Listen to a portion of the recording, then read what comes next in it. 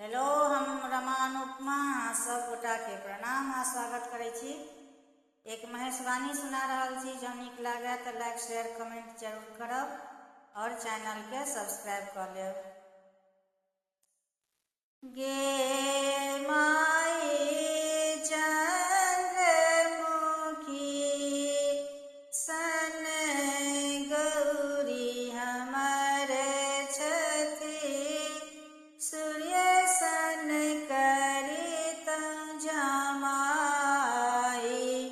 गे माई चंद्रमुखी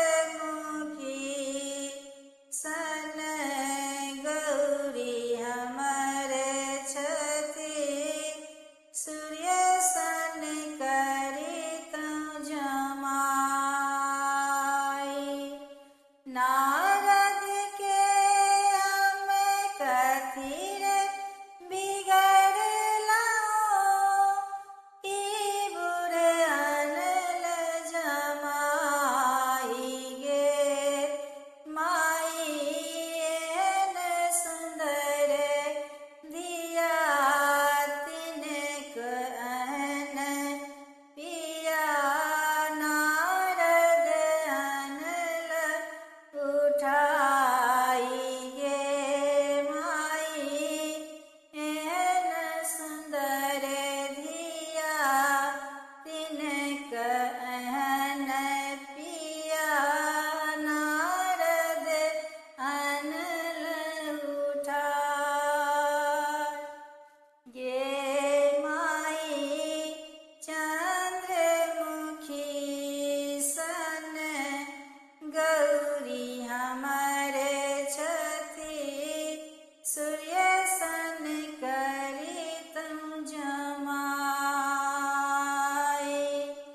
परिछन चलली माई मनाइन, बर देखी खसली झमाई।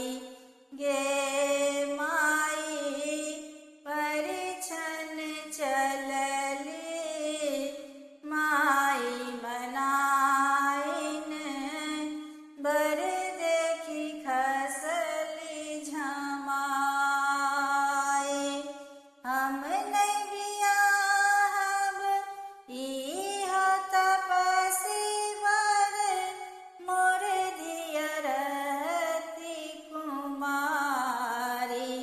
गे माई हम नहीं बियाहब इहो तपस्वी वर, मोर धिया रहती कुमारी। कहथिन गौरी सुनो हे सदाशिव, एक बेर रूप देखाऊ। गे माई देखी जुरेती, माई मनाइन देखत नगर समाई। गे माई देखी जुरेती, माई मनाइन देखत नगर समाई। गे माई चंद्रमुखी सन गौरी हमर छथि, सूर्य सन करित जमाई। गे माई एहन सुंदर दिया तिनक अहन पिया, नारद अनल उठाई। गे माई एहन सुंदर धिया तिनक अहन पिया, नारद अनल उठाई। गे माई चंद्रमुखी सन गौरी हमर छथि, सूर्य सन करित जमाई।